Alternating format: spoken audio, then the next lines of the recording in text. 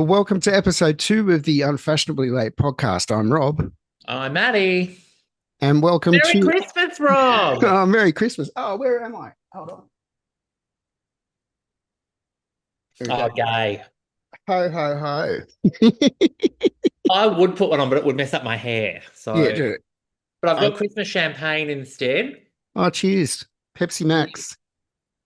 Here's to a good year. Mm. And I'm here with someone very, very special. Look, Mariah. I'm here with Mariah because And I've got Mariah has my already said it's time. t-shirt from Oh, Movie World. Spooky Coaster's reopening tomorrow when this pod goes up. So, how yeah. exciting. Yeah, that coaster's been shut for years now. I did my final video news presenting course at uni about how Warner Brothers Movie World was as a news piece for not giving people an opening date, and here I am touting the fact that it's opening. Well, there you go. Is Yeah, that a so Wicked World? Is Wicked World in this new Wizard iteration? of Oz. Wizard Yeah, of Oz, it is. Okay, yeah, cool. Right. yeah. It's good. They only run the coasters kind of at half capacity and stuff at the moment, which is another weird thing. Like if there's so many people lining up for it, turn them on, Mm. fill them up. But yeah, the holidays are just around the corner. Thank you for your support, and especially for those that were following us on socials. I do apologize for the first episode going up late because I went to Japan and left my tech bag at home. So all my cables, all my hard drives. So I spent the first 3 days in Osaka walking around shops trying to find charging cables and things like that for my phone and my laptop. But the episode content was on a hard drive that was still in Sydney or in Brisbane. So So unfashionably late with unfashionably late. yeah, true to brand, as Rob said. So I was over in Japan covering stuff for us as well. And because it's our Christmas episode, we're going to talk about things around the world, from New York to Japan to Australia, about what a very gay Christmas can be. So, peppermints in the air, twinkle lights are on every corner. People seem to be a little bit more happier or stressed. This time of year, Gaga's in town, so the gays are just having a lot of fun. So Christmas has come early Christmas has come for the early. gays in Sydney, Melbourne, and Bris Vegas. Yeah. So Brisbane had its own issues with the stadium kind of not being able to let people in. So the show went on late. Apparently, Gaga's sound check, she wouldn't allow any of the staff to go into the stadium whilst the sound check was happening. So then they were delayed in setting things up, which is, what their excuse was. But as you can tell by my voice, I didn't get to go. So that was a $300 ticket down the drain. I caught the flu on the way home from Japan. And I So, was at the Brisbane concert because I flew up to Brisbane because mm, getting tickets to Sydney was just a shit show because different ticket sellers for the two different stadiums. Now, it was late getting in. We were late getting into the arena, so Gaga had written to all of us the day before saying, if you've got tickets, doors open at 5, be there on time because there was 50,000 people, 52,500 people at Suncorp Stadium on Tuesday night, yep. which was capacity. So all 52,500 of us turned up at 5 o'clock exactly as Mother requested, Yes. and then the doors didn't open. It was Yeah. 45 minutes and then gates opened and then we got in. I did see reports of people who were in the queue and who missed the first few songs. I suspect that was people who were in the general admission zones. Quite possibly All the because seated people got in. there's not a lot of milling area around the stadium because the stadium has No. limited kind of access points, and then it goes up Claxton Street, which in itself it's built for the football. It's not Yeah. really built for major capacity. Um, Although I do have to ask, as we were, because we walked, we were staying at the Mercure. We had some friends who were staying in Meriton Apartments. We went and had some drinks with them first, and then yeah, we just walked across to the stadium from the Meriton. And as we were walking, I think it was down Claxton Street, there was a kebab shop called Abracababra. Is that yeah. always there, or was that a name No, just for Gaga? I think it was just for Gaga. So Abracababra on Yeah, Claxton Street in Brisbane. That was hilarious. We always had a Claxton, giggle as we walked Claxton's past that. Yeah, Claxton is just pretty much a collection of pubs. It's kind of like as you go down to Moore Park, you've got, 4 or 5 Yeah. different pubs on the way. So people, have their schnitty before the game and stuff like that. Yeah. So, Yeah. because Broncos and the Dolphins share Suncorp as their home stadium, um, although the Dolphins also have, I think it's Redcliffe up on the Sunshine Coast, which is my uni's football team, which You I, lost me when you started talking about ball sports, sport. Robert. Well, a different type of ball sports we'll get into later when we talk about certain concerts coming up. Yes. But yeah, it's Christmas. So what we're going to do is do a bit of an overview of different things to do around the world, some experiences that we've had from, concerts to musical theatre to pop culture. Then we're going to give you our red carpet segment or red carpet red flag, which is so what we can give you some tips about what's going to happen in LGBTQ music and movies and theatre moments that could help you celebrate Christmas. Because I know it can get a bit difficult finding content that you might like. And there's so much stuff out there now. So we're going to tell you what we think is good and bad. And Um, if all else fails, you drink frozen margaritas drunk on a lilo in your sister's pool all day, which is what I'll be doing. yeah. Unless you're overseas, freezing your tits off, and then we've got some suggestions for you there as well. But what I want to do is because we have a musical theatre bent, I want to start off in the glorious land of New York City at Christmas time. And Maddie, you've done a trip specifically for Christmas. I did Um, 2 years ago. yeah, Uh, so I went for the whole month of December because my birthday is at the start of December and it was my 50th. yeah. So I did the first couple of weeks on my own, then some other people arrived and I was with them for the last couple of weeks. So I did all of December in New York. And from the second I got off the plane at JFK, and I did that Qantas direct flight, that one that went Ooh. direct from Sydney straight through to JFK, which was awesome. It was on one of the new Dreamliners, which was a fabulous aircraft to be on. So have they actually started doing that now? Yes, yeah, they've been doing it for a couple of years now. Oh, okay. Yeah. Operation Sunrise. Yeah. So Wow. it was fantastic. It's a different way of flying. So everything is timed differently. Yeah. Qantas is great though. I mean, people can rip off Qantas and they can throw shit at James Joyce from when he was CEO, the whole, Alan. whatever. But if there is an airline I would choose to fly every time, it would be Qantas. Which So is it was funny because great. I flew Jetstar to Japan thinking, oh, I got a good deal, and by the time you add the things on that you need, it costs just as much as Qantas. Yeah, And yeah. although the cabin crew were great, it was probably one of the worst experiences of my life. And considering it's run by the same conglomerate, it was really disappointing. And I think that's why people don't like Jetstar because Qantas is really good. Yeah, I know, but also too, Australians tend to run airlines really, really well. It's Mm. the Americans who should never be allowed to run an airline. Americans should not be allowed to run airlines full stop. Every Yeah, American and the is Irish. flown and is late. Yeah. Well, Ryanair, basically buckets with buckets in them. Um, as Pam Ann would say. But yeah, so as soon as you arrive at JFK at Christmas time, there's Christmas trees, there's Christmas music. I saw a big digital billboard ad inside the arrivals hall for the Radio City Music Hall Christmas Spectacular. Wow. Um, and then I, jumped onto my train and headed into Manhattan where I was staying. So because I was there for a month, I booked an Airbnb apartment for myself. Now, New York in the last couple of years, as a lot of major cities have done, have lobbied the government, the hotel industry has lobbied the government to stop short-term Airbnb rentals in their cities. So to rent an entire apartment to yourself in New York now, you need to be staying for a month or longer. Um, Yes. so I was there for the month, so that was fine. I booked it and I had my month booked. Any less than that, you need to stay in a hotel, or you can still Airbnb it, but it's staying in a spare room in someone's apartment in New Yeah. York. It And red. I I used to, I used to go over and do the red carpets for the Tonys, and I've never done winter in New York. I don't think I could handle it. So I always go in summer where you fry your ass off. But I used to stay at this.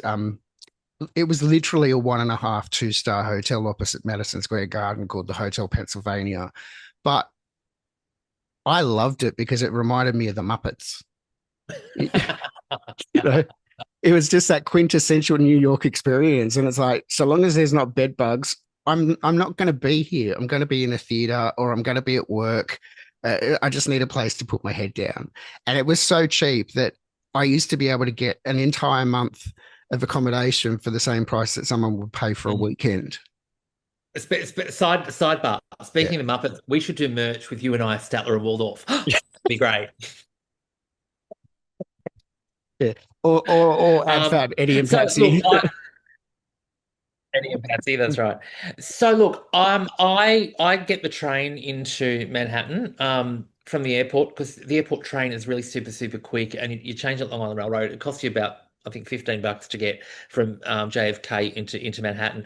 Although what I did see, our mate Dan Murphy, who does Club Broadway, when he was in New York last time, he did the Uber equivalent of helicopters, which is Mm. the new thing, blades. Yeah, So you yeah. can get on a chopper at JFK and they fly you into Manhattan. I think they take you to Hudson Yards. Yes. Um, so Yeah. you can get into the city that way. But I was staying right in the middle of Hell's Kitchen. I was literally a block and a half from Times Square, from the center of Times Square. So if you are going to New York for Christmas and you're looking at hotels, when a hotel says it's in Times Square or an apartment It says is. Times Square, sometimes it is, sometimes it isn't. Oh, It can okay. be anywhere within like a 5 block radius of Times Square and Which is not that. technically theatre district anyway, isn't it? Unless you go north. Yeah, yeah, Yeah. that's right. That's right. But I always find that you're not going to get a lot of New Yorkers in that area. No, It's all tourism. no. So And can I tell you, I suppose because I was there for a month this time, and I wanted to have the whole local experience. I've done the whole Times Square thing. I probably only went to Times Square if I was walking through it to get somewhere. yeah, the I TKTS booth. Well, so you don't even need to do that. So for those of us playing at home, the TKTS booth is where tourists line up to get discounted Broadway show tickets. Yeah. But inside a tip, um, TKTS only ever has the back 3 rows, Mm. usually of the dress circle or the mezzanine. If you go to the theatres that the shows are playing at that you want to see, you can get a better ticket for the same price on the Yeah. day off. You just Um, got to be willing to, like, say if you're going for a matinee, you've got to be up at 6 in the morning to get to the front of the line because that's what the locals do if they yeah, want to go see a show. And there are a huge amount of theatre kids that go over and do the rush tickets because instead of spending $1,500 for Hamilton, you can get it for 300 or yeah. whatever the end up cost is. And So, there's the digital lotteries and all of that sort of stuff. So playbill.com is a really good resource if you're going over there to see Broadway shows. They've got a whole article that gets updated frequently on rush policies and digital lottery policies. And there are some theatres that still do the old-fashioned rush where you have to line up and you walk up to the box office. You say, "Do you have any rush tickets to today?" If the box office attendant likes the look of you and thinks that, yeah, okay, I'm being nice today, they'll say yes, and they'll sell you a 25 or a $30 ticket. Otherwise, it's no. But that's how I got to my ticket to Back to the Future at the Winter Garden by walking up and saying, "Do you have any rush tickets available to today's performance?" on, And the on a girl on a looked me up quick and down. side She said, "How note, many?" what did you think of Back to the Future? Oh, it's terrible. Okay. It's terrible. It is the one of the worst musicals I've ever seen in my life. It makes absolutely no sense. And look, the issue with it is, and I was talking to my friend Daniel about this, and we should get Dan on at some point to have a chat. His theory was the problem with the musical is that the script of the movie was actually really well written, Mm, right? It was a really well written, well crafted script. What they've done with the musical is they've basically kept the script and just thrown random numbers into different points of the script. okay. So the numbers don't actually develop the story at all. And really, when I saw it, the special effects were mind blowing. The DeLorean comes right out over the top of the audience, and the set is quite immersive. It was in the Winter Garden. I haven't seen the production here in Sydney, which is closing early because of. Yeah, uh, that's going to be another casualty, and it's not going to tour either. No, no, that's all been cancelled. And Yeah. it's a shame because Ashley Rubinach is in that and she is an absolute superstar. So she was seen prior to that as Betty Schaefer in the Australian revival of Sunset Boulevard with Okay, Sarah because I think Brightman. Leah Howard's in it as well. Yeah, yeah, yeah. So And Lee Roger is a Bart, who mainstay. played Doc, yeah, and Roger Bart, who played Doc in in the Broadway production, is playing it out here as well, and he Oh wow. couldn't even save the show. But the feeling that I got very much when I saw it was that it was a show for the tourists. Yeah. Um, and a lot of things that have gone into the Winter Garden over the last few years have been pretty much shows for the tourists. And things like Hugh Jackman and Sutton Foster in The Music Man. Mamma I'd Mia go did a see that though. revival. The Music Man. Yeah. Oh, really? I love Sutton Foster. Oh, look, I do as well. Yeah, Yeah. yeah, yeah. Um, although drama with her and Hugh this week. Apparently, Deborah Lee Finesse is not happy because she doesn't want to have to deal with the whole Sutton and Hugh show that's gaining traction around the world. Uh, And so apparently, Christmas is going to be icy, and they're not. okay. Yeah. So anyway, um, I got to I think it was the third time I did the Tony's red carpet. First time was at Radio City. I think second time was at Radio City. Then third was up at the Beacon, I think. yeah, yeah, yep, yep, yep. Um, So and that's uptown, right? that red carpet was great because I kind of learnt that you get your half a foot of space in the media pen where you're putting your mic across and you've got camera operator behind you and all that kind of stuff. I decided to take a little Aussie flag and pop it over the railing, Yeah. and every single Australian talent stopped by. So we got Hugh and Deborah and Tony Sheldon, and it was perfect.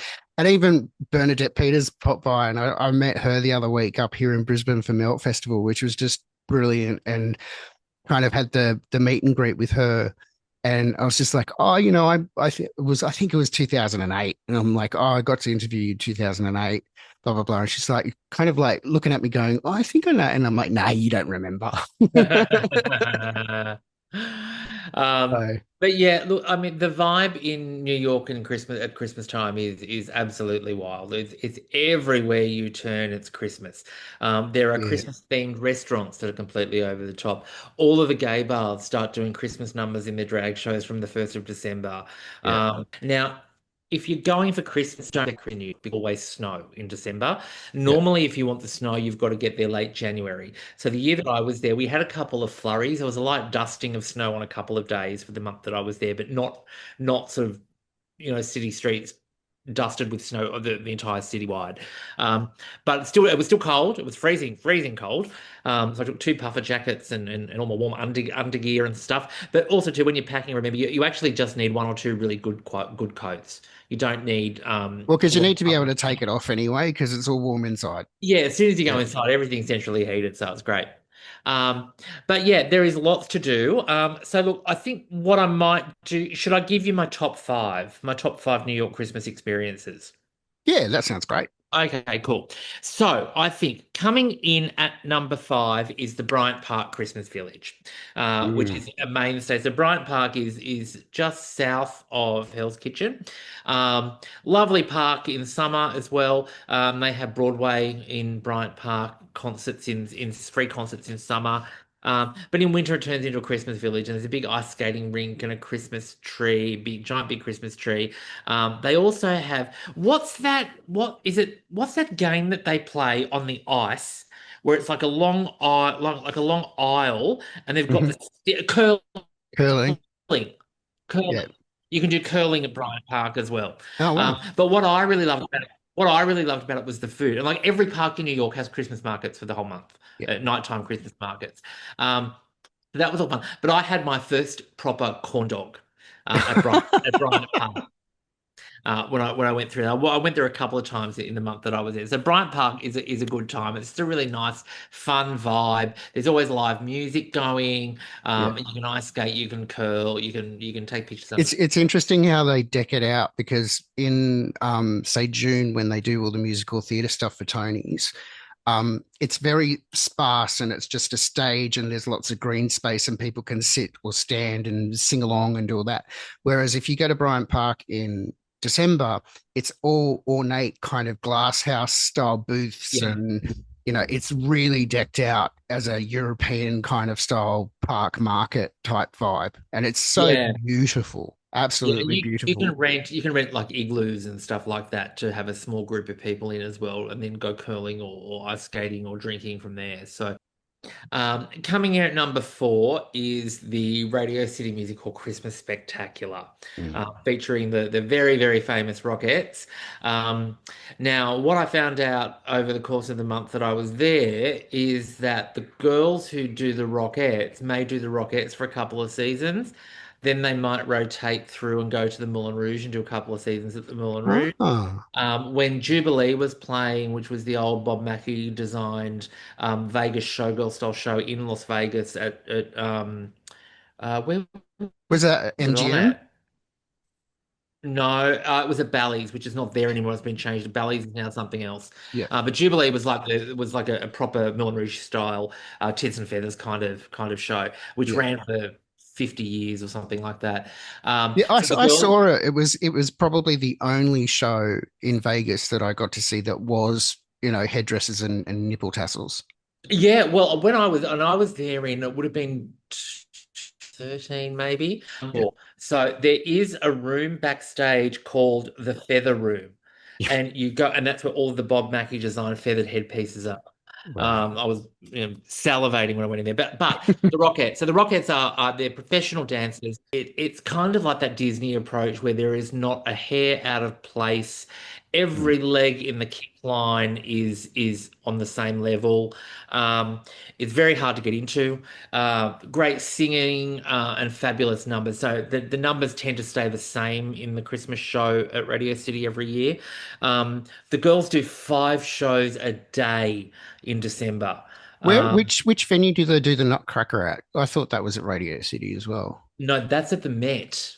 Oh, okay. All right. Yeah, so the New York Yeah. City Ballet performs at the Met.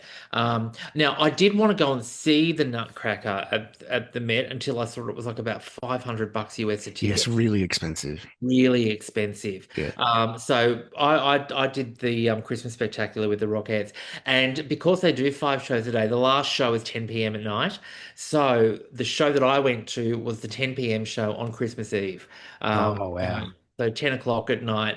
Show came out at midnight, so it came out, it was Christmas Day. I walked up and got to see the tree at Rockefeller right as it turned clicked over to Christmas Day. And if you've not been to Radio City Musical, it's a spectacular building inside and out, isn't it? Yeah, it's Um, beautiful. I've obviously been there a fair few times working, but I've also been there not only for the Tonys, but I went and saw New Kids on the Block and Backstreet Boys, and that was cool seeing an actual pop concert in Radio City as well. Radio City was one of those places where I think the first time I went and I was really excited. I just went to the Radio City merch store because they have everything. They've got all the merch for the Tonys, they've got all the merch for the shows, all the merch for Radio City. So it's like a one-stop shop. It's like going to the theatre district and going to the Broadway.com store. But it's kind of got really unique merchandise. So if you don't want to walk away with I Heart New York t-shirt, go to the Tony's merchandise store, which is like literally right out the front doors. and But of course, yeah, at Christmas time, they've got the giant big Christmas trees on the marquee out the front as well. yeah. You will see when you look at pictures of New York at Christmas time, photos of people standing in front of the giant baubles and Mhm. those things. That's actually just across the diagonally opposite on the diagonally opposite corner to Radio City Music Hall outside. Which I think is actually News Corp Yeah, it headquarters. is. It is. Yeah. Yeah. Yeah. So that or the giant baubles, the giant red baubles go in there. So that's my number four. That's a polished show. You've got lots of opportunity to see it because there's 5 shows a day and it runs for all of December. Um, Coming in at number three is the Dyker Heights Christmas Lights. So there is a guy called Marco who does he's got an Instagram page. We might put the link into the show notes, Rob, Okay. called My Christmas in New York. Um, and he runs Christmas light tours, and Dyker Heights is a suburb of Brooklyn. So what I did, he does a VIP limousine bus experience. So you get on the coach, and it's literally one of those luxury coaches that hold about 20 people that have got 10 seats down one side, 10 seats down the other with the aisle in the middle. And it's like first class seats on an aeroplane. Uh, and they drive you over to Brooklyn. You stop just outside of Dyker Heights, and then he takes you on a guided walk through. So these are the houses, and I've got some video that we'll put up as well.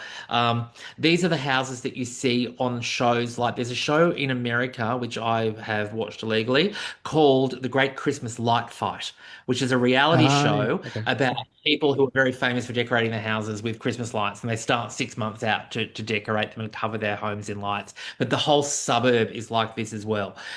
It is like walking in Times Square at midnight on New Year's Eve. It is that busy.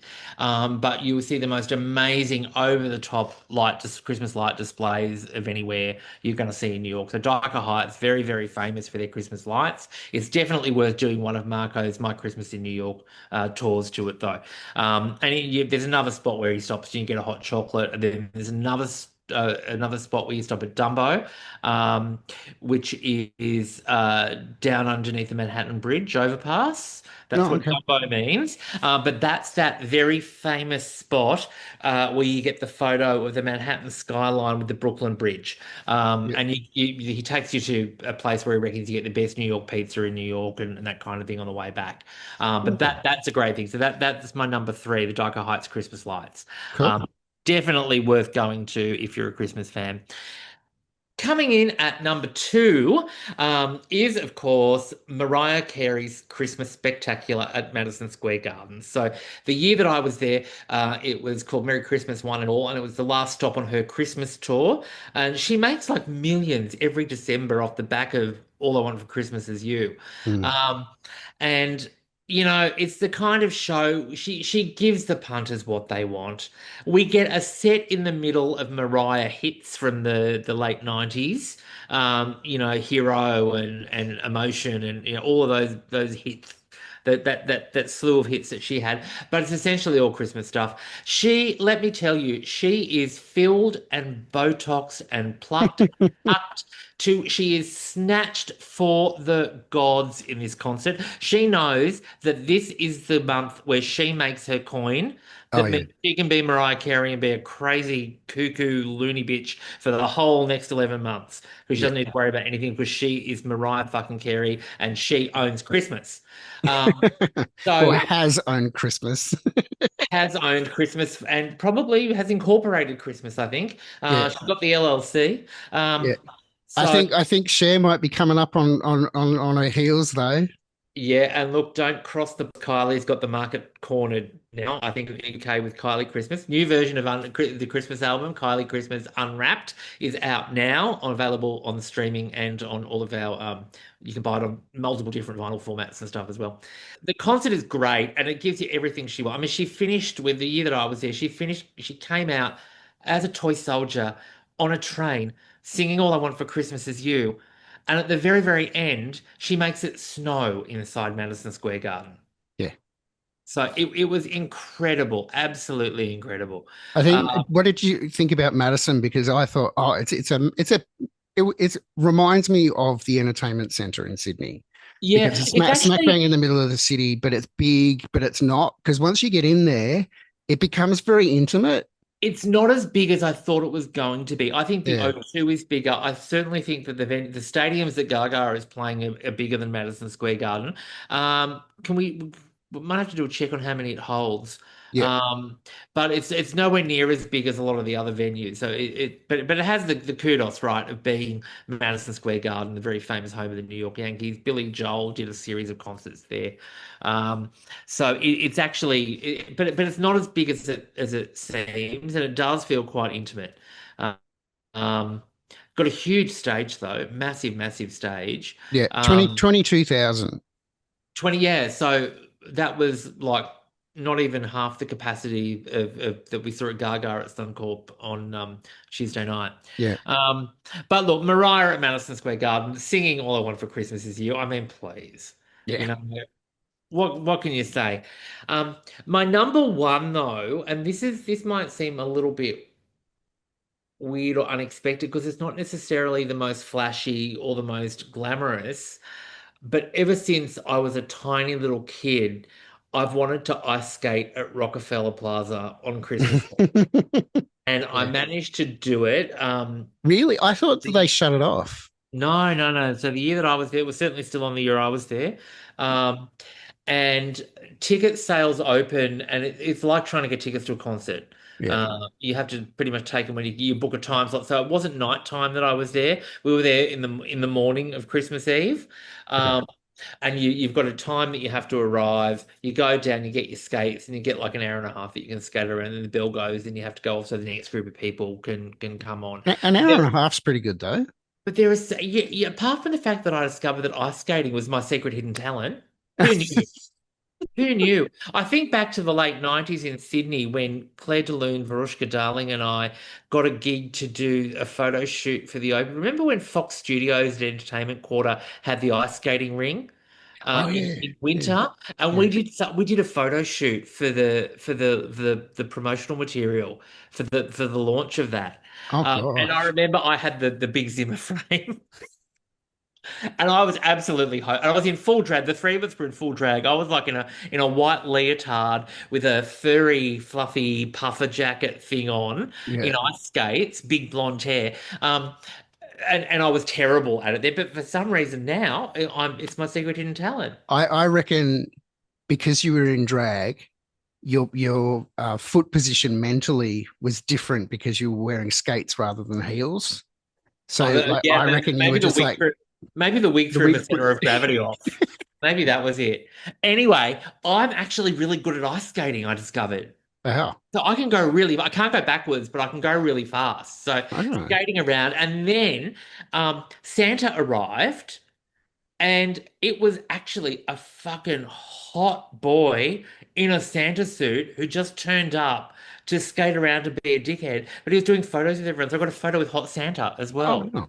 Okay. Um, and That's that's nice. like that has been a dream of mine ever since I was a kid to do that. So that's my number one Okay. experience. But so ice skating, Rockefeller Plaza, under the tree. You turn one direction, you can see the Saks Fifth Avenue Christmas lights. Which the year I was there, it was sponsored by Christian Dior.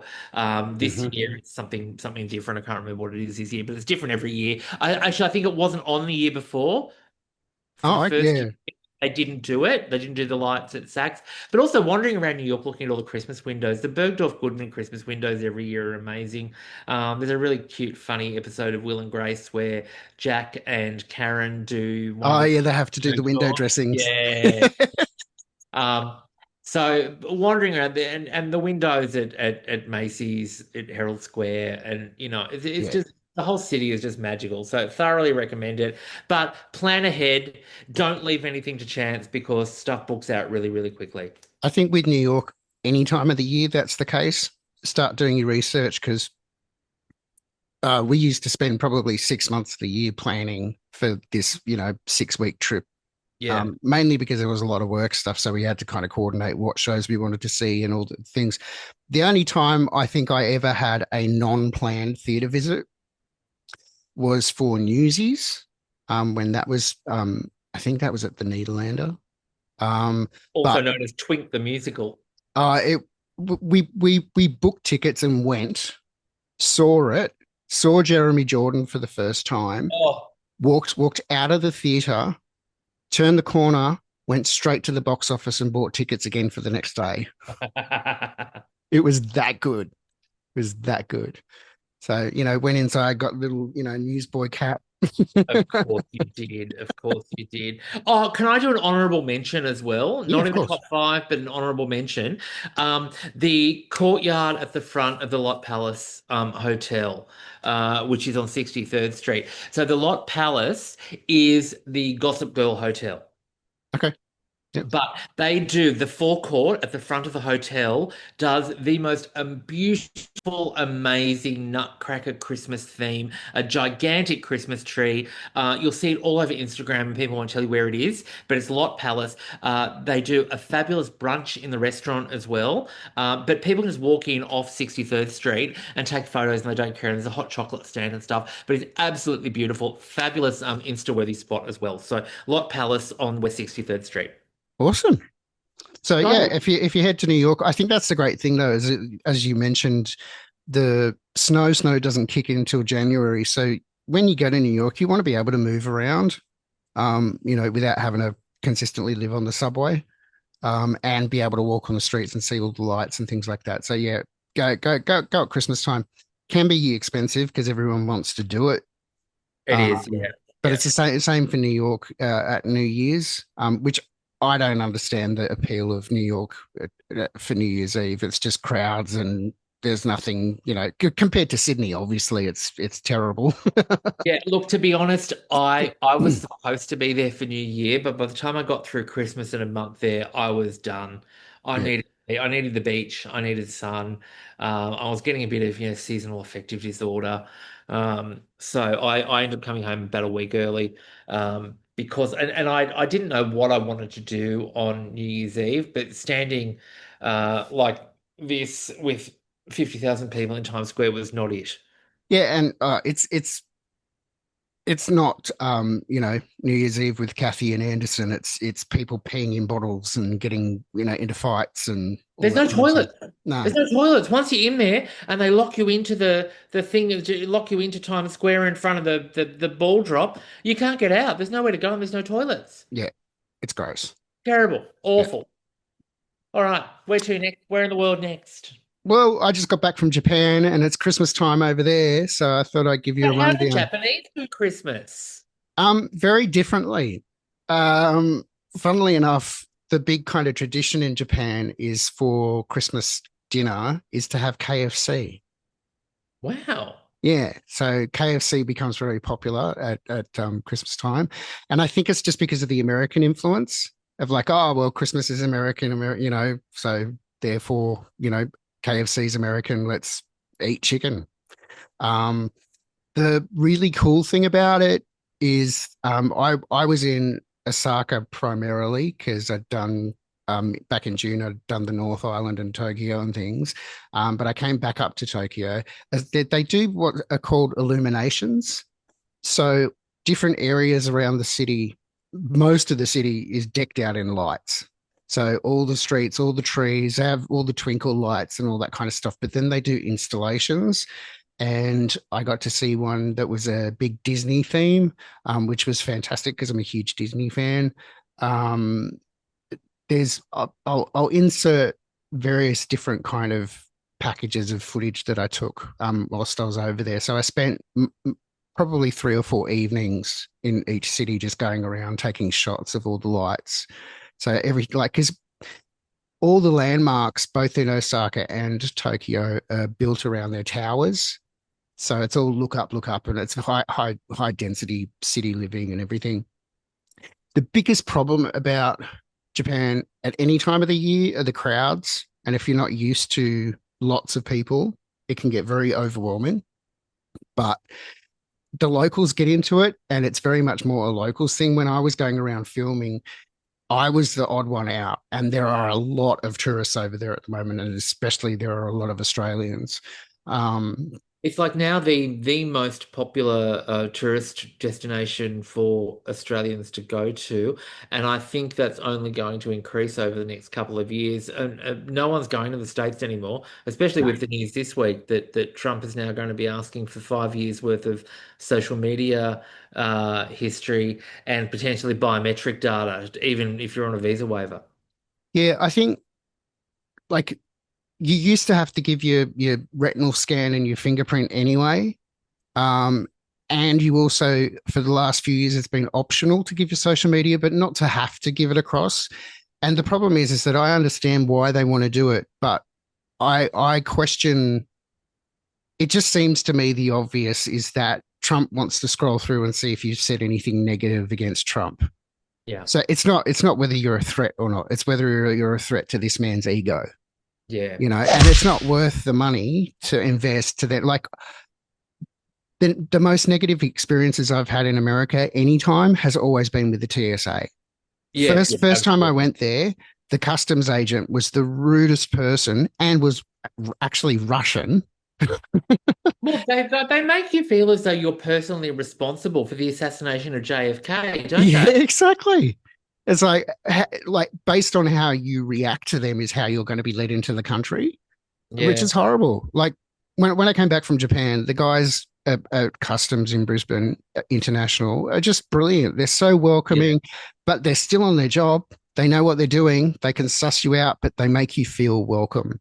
And if yeah. you're a local, they're like, well, welcome home. Welcome home. That's Yeah, exactly right. No matter what Australian airport I've flown back into from overseas, Australian customs and immigration officials are exactly the same at every single entry point. yeah, Um, brilliant. and Just look, brilliant. in a lot of other countries, they're like that as well. Sadly, not in the States, which I think is people are scared to go there now. And Mm, to be honest, I mean, I have a 5-year visa for the States. yeah, Uh, so do I. the last trip that I did there prior to COVID, I was there. I went with my dad, and I went to New York for a couple of weeks. Then we did Memphis, Nashville, New Orleans. And I said to Dad, "Look, we're going to be in New Orleans. It's down south. Why don't we do something really wacky and offbeat, and we'll fly to Cuba for a couple of days and go Oh, to Havana." God. Well, we did, which was Oh, amazing. That's a whole nother episode. Cuba is yeah. a whole other episode.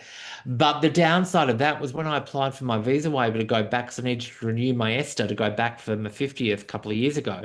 Um, because I'd been to Cuba, which is a country that the US Junior deems flag. a country who state funds terrorism, I was not eligible for a visa waiver. So I had to apply for a whole American 5-year tourist visa to get back into the States, which I have in my passport. So Yeah. I'm fine now. Well, unless, TSA or customs doesn't like the look of you. So God, it's the world gone mad at the moment. But to be honest, as much as I love New York and as much New York is my happy place, I honestly think, and as long as Trump is in the presidency, I will not go there. Yeah. No, I'm of the same ilk. It's like I think that's also why I went back to do the second trip to Japan because it was I was either going to I wanted to either do the European Christmas markets or I wanted to go to the States and do Florida and New York. Um, but the problem is that says he talking on YouTube. The Christmas markets have been over the last 6 months been the total focus of all the travel vloggers. Yeah. So they did content last year, so now everyone's going, and it's like, oh, so now I'm going to have to battle every single person that's watched YouTube over the last 6 months to do a holiday, And I'm the type of traveler like I've got friends that I travel with that just want to go to a hotel, they want to fly in, fly out, that's it.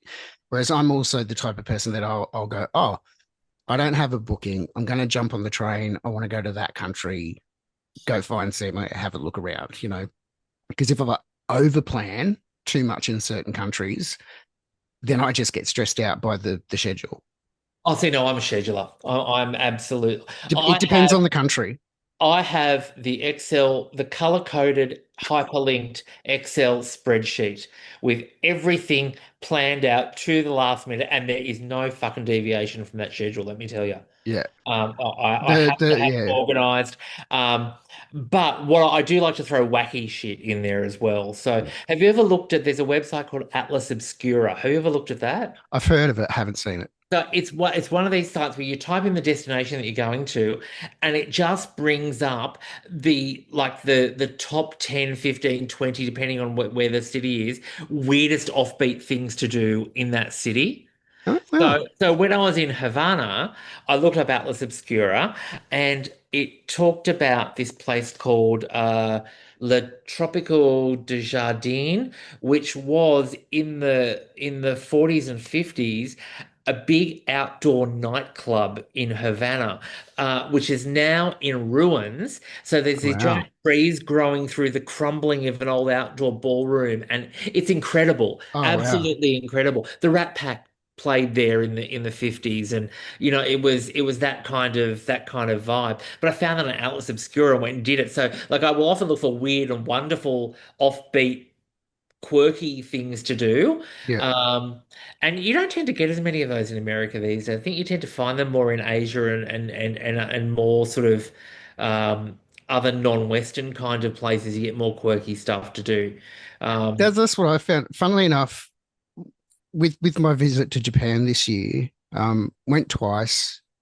The stuff I liked, like, I'm a big city boy, I thought, until going to Japan, and everything that made me feel comfortable and like I was having a great experience was all very country oriented. So it was temples and Yeah. obscure things that didn't have a huge amount of tourists and things. Like I went to Universal Studios at Japan thinking, great, I'm going to have a good time and get on the coasters and stuff. And it was just the worst experience. It was just so overcrowded. You had to have time passes for everything. And even if you had a time pass, you were still there with 5,000 other people. And it was just really, really horrible.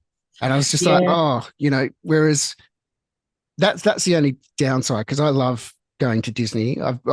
Did Tokyo Disney, Tokyo Disney Sea, Tokyo Disneyland was fabulous, but because it's the lesser comparatively of the parks compared to Disney Sea, most of the tourists and the locals don't go to Disneyland, so it was quite empty. So you got to go on the rides, you got to not get crushed.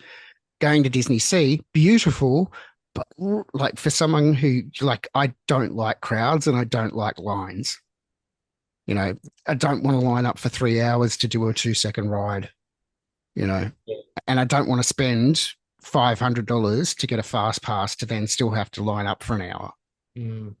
So those were the downsides to it because even going around to the Illuminations, like the footage that I showed, that's the footage without the people in it, and it's still got people in it. Yeah. Yeah. So the cool thing about Japan though is that at Christmas time, what I experienced, especially in Osaka, is that you'd go down into the city center and everything, and they just have these random kind of Christmas shows and J-pop concerts on every single corner. So you'd like walk from corner to corner, and there'd be a girl band on one corner, a boy band on another, a solo singer up on the balcony. Like it was just so cool to stand there just watching all this music. Didn't understand a word of it. But girl groups with 50 members in it, all doing choreographed syncopated movements with, full Okay. full different tracks for each of the singers that they managed to fit 50 singers into a 3 minute song. Like it was so well done. And they're basically busking, trying to sell CDs on the street corner. But it was just the most unique experience. So I think from a LGBT perspective, it's starting to kind of open up in Japan a bit more. They're having issues with marriage equality and things like that. Relationships are now recognized, but marriage isn't. Um, the teams over there are working hard to try and get that changed. But there's a great new venue in Osaka, which is the franchise of a Tokyo venue called Eagle Bar. And it's a great like the thing about Japan as well is that it's quite segregated. So you have LGBT bars that are very much Japanese only, and then you have some that welcome Westerners. So to go experience the gay scene in Japan has been quite difficult, but I'm starting to put together a guide that we're going to publish online of places that Westerners can go and experience a bit of the LGBT culture over there. But Eagle Bar in both Tokyo and Osaka, fabulous venue, lovely bartenders and stuff. Um, you know, I hardly know any Japanese. I know probably three phrases, and you can still go in, have a chat. Their English is good as my Japanese, but you still feel really welcome. Um, being part of the community kind of takes precedence over whether or not you can speak fluently. So it's something if you do go to Japan as a queer person, go and experience those spaces in the evening, because a lot of them have restaurants and things attached to them. So rather than going and doing a touristy thing, go support our community. So Excellent. yeah, so So, Japan's another option for Christmas, which didn't I didn't think you'd expect. So, but you can. there you go. So look, coming back to Australia now, what's happening around the place for Christmas? So what's happening in Brisbane, Vegas? There's nothing specifically queer up here, but we have this sumo show on the new casino on the river. It's spectacular. The entire building lights up. It's lasers and LED. Like the entire building's a huge LED screen. So it's a light show. They're doing it 3 times a night, every night until Christmas. I think apart from Monday, Tuesday. So those details will be in the description box down below. But I think that's pretty fabulous. So just to, walk across the bridge and watch the city light up, that's quite festive. Excellent. So in Sydney, we've got the Martin Place Christmas markets on again every night in December. The tree has caused scandal this year. Oh, has it? It has. Have they actually replaced the design? Because that, like when I was down there, it was the same for a No, decade. it's still the same design. It's been the same design for decades. But um, Sydney's artists have erupted in fury over the tree, which now says Happy Holidays instead of Merry Christmas. Oh, God. But the markets are great. It is reminiscent of a European Christmas market, or a New Yorky kind of Christmas market. Lots of great sort of unique kind of stands, and there's food and lots of gift ideas and stuff. So that's got a really nice vibe to it around Martin Place. Of course, we've got Carols in the Domain coming up, which is always a good night. But the Now, whole Domain Carols is the week prior, isn't it? It is. It's usually either a couple of days or the weekend before Christmas. Yeah. Um, I used to think it was the B grade version because I'm a Christmas purist, Hmm. uh, and it's Melbourne carols for me on Christmas Eve, and I do a Facebook commentary, which apparently I've heard is quite infamous in the green room at carols now in Melbourne.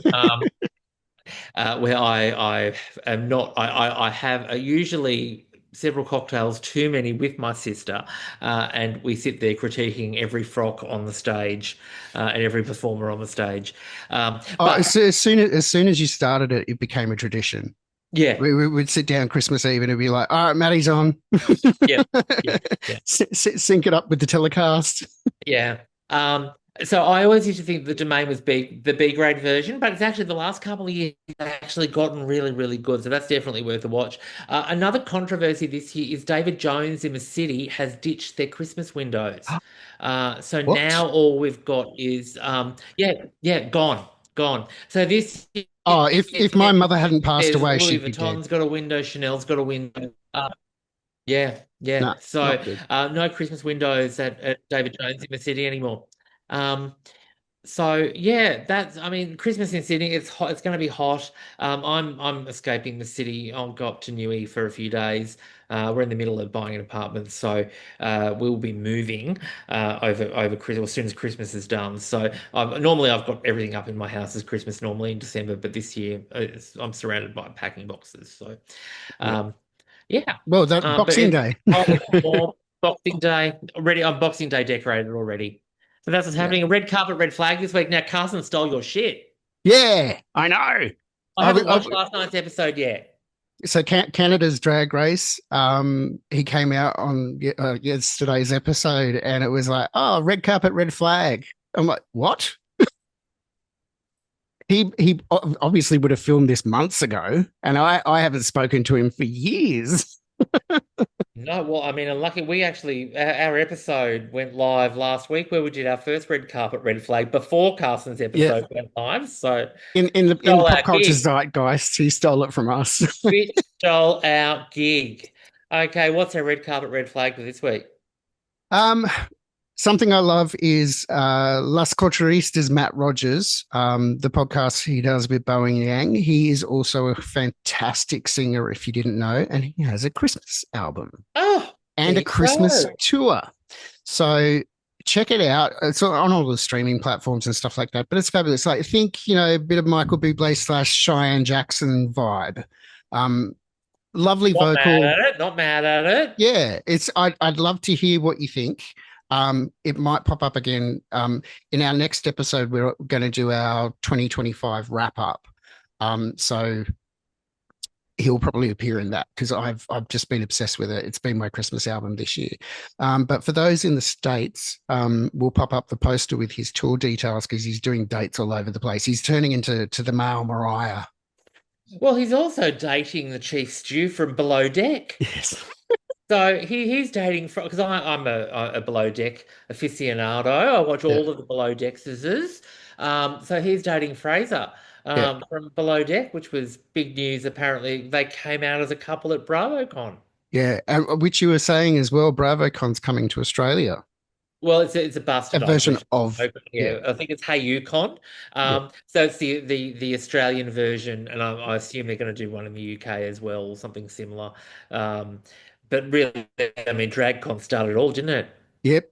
Yeah, true. Well, the thing is that the thing I've loved about what drag race has done and what World of Wonder has done is they've paid attention to pop culture and they've taken the successful elements from everything. So like the conventions from, Comic Con and Star Trek conventions and things like that, they've just turned it into drag.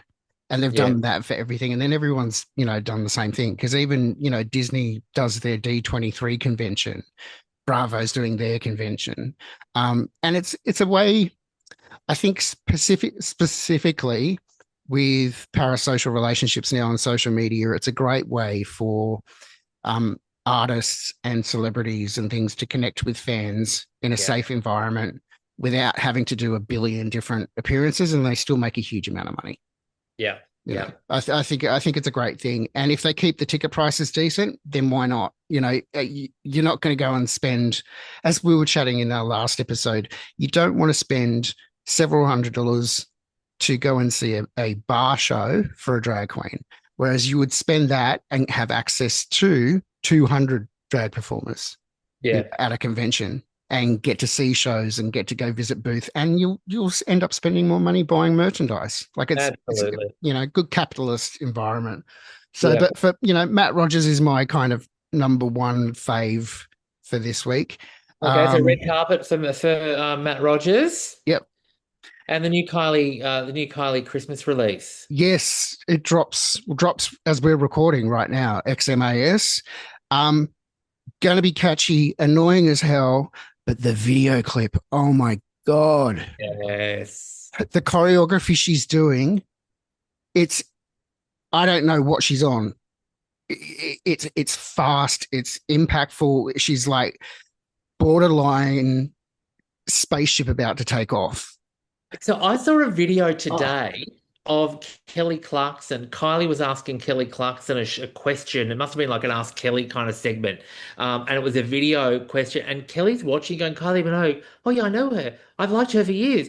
Oh my God, can I age like her? Like, brilliant. Look, anything Kylie does is red carpet for me. I will not hear a bad word. Yeah, it's Otherwise, we'll go to gay hell. as you mentioned. Yeah, Okay. Kylie. She purposely didn't do a Christmas album when everyone else was doing a Christmas album. Record labels and everything were forcing artists to do a Christmas release. She held off. So when it came out, it was unexpected and it was well done. It wasn't just, another person singing "Oh It was Holy Night." really, really well. Yes.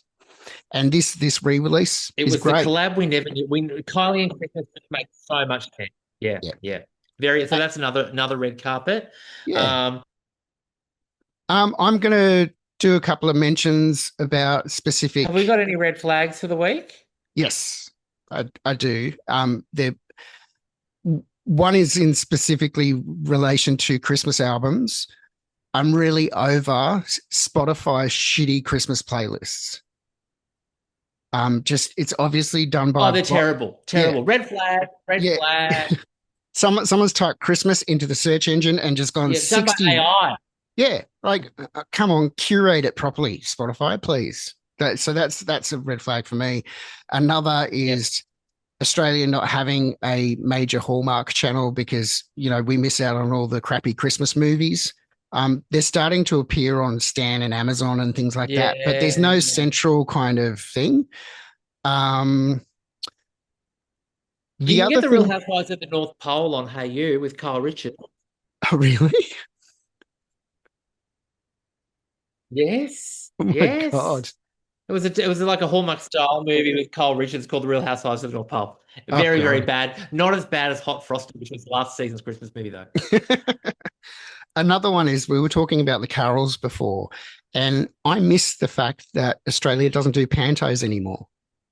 We No, used to have pantomimes, and now we don't. Like, what's with that? Come on, promoters, it's an easy sell. it really is. And I mean, look, it'll give the kids from Idol and The Voice something to do, won't it?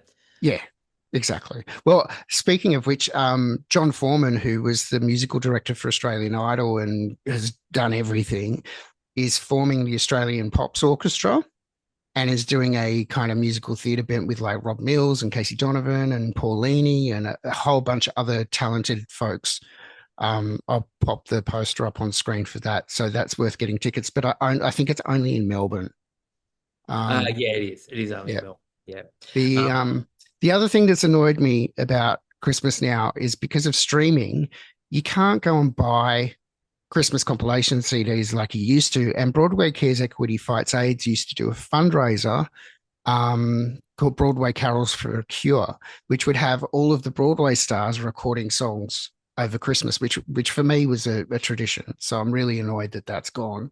But you can, still stream stuff. The thing I find it's the same with watching television on streaming services. You got to know what you're looking for before you go on. Otherwise, you get lost down a rabbit hole and you end up finding nothing. And then I just turn it off and go to bed. yeah, yeah. So, but Um, they're my red flags for the year. I've got one more red flag, not Christmas related, but a red flag nonetheless, and that was the price of the merch at the Gaga concert. $85 for a singlet. Yeah, wow. It was, Okay. but I mean, look, I still paid it, right? But $85. The merch is getting out of control. So that's one of my red flags for the year. Um, and I suppose my final red carpet, which is Christmas related, is getting drunk in the pool on my niece's potently alcoholic frozen slushy drinks in the pool on Okay. Christmas Day. Cool. Well, my favorites are actually very TV oriented because we like to get a spread, have some nice, don't do a huge meal. We have more like nibbly foods and prawns and ham and vol au vents and stuff like that. But I like to sit down and I love to watch the Royal Variety performance. Oh, I do love a raw variety performance as Yeah. well. Yes. This year's very heavy with musical theatre. It's hosted by the very cute comedian Jason Manford. But we've got who have we got? We've got performers like Jessie J's actually doing it. They're debuting some stuff from Just for One Day, which is the new Live Aid musical in the UK, including Bob Geldof, Michael Burek, Roger Taylor, and Gary Kemp. Um, Catherine Jenkins is doing a whole bunch of stuff, so you're going to have some really beautiful music in the show. Kinky Boots is doing a performance. The thing that I'm really, really looking forward to, though, is they're doing some debut stuff from Paddington the Musical, which is apparently going gangbusters. Yeah, yeah. But then they're closing the show out with a massive, massive celebration, like I think 40-year celebration of Les Mis with Oh, Michael Ball. So oh. the entire like last third of the Royal Variety performance is all Les Misérables. Oh, look, that's going to be a fab. And that's normally Christmas night, isn't it? Yes, it's already been We get that recorded. here It's on the been ABC, yeah. Yeah, it's already been recorded. So I think Prince William and Princess Catherine are the special guests this year. That's on an evening. You can not only watch it live on ABC, but they're doing a simulcast on iView. The other thing is, if you're into the more traditional carols, ABC also has the Together at Christmas Royal Carols, which I think is one of Princess Catherine's kind Princess of Catherine's events, yes. events. So that's church music and carols. And But it's she's not wearing a tiara at that one. no, but it's lovely to have on in the background, and it gets quite Christmassy, and that's what kind of you have the music on in the background, you have the twinkling Christmas lights on the tree, and then it suddenly feels Christmassy in Australia because otherwise you're just sitting here sweating. It's 45 degrees outside, that's right. All right, well, I think that Oh, brings us to the end. the other thing that I just wanted to mention is that from a queer perspective, and some people love it and some people hate it. I think it's got great camp value. Go onto Stan or whatever streaming service in your area holds it. RuPaul's The Bitch Who Stole Christmas. Oh, it's It's terrible. camp. I love it. Brooklyn Heights in it is just so ridiculously bad. It's good. James Mansfield. I love it. I love it because it's bad, but it's good. Well, on that note, Rob, Merry Christmas. Merry Christmas.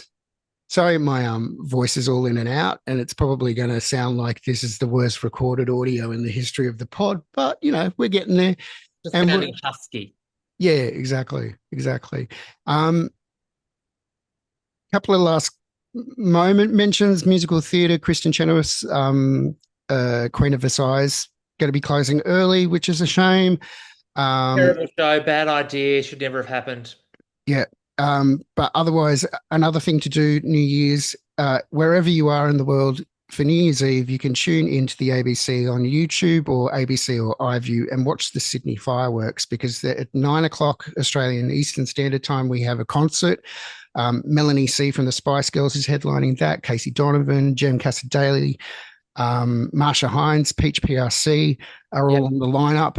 And then obviously the 12 o'clock fireworks, which you can watch. So wherever you are in the world, come and join us in Australia and, have a good old celebration. Yeah, and look, our fireworks in Sydney, particularly, best in the world, Yeah. most stunning backdrop in the world. So that's definitely a way to ring in the new year in style. Yeah, exactly. I'll be unpacking boxes. Well, until next time, happy Christmas, happy holidays, happy Hanukkah, whatever you celebrate, however you celebrate it. And you can catch me on Instagram at _shoppers. Yeah, and I'm Rob's _wild_world. And we will see you next time.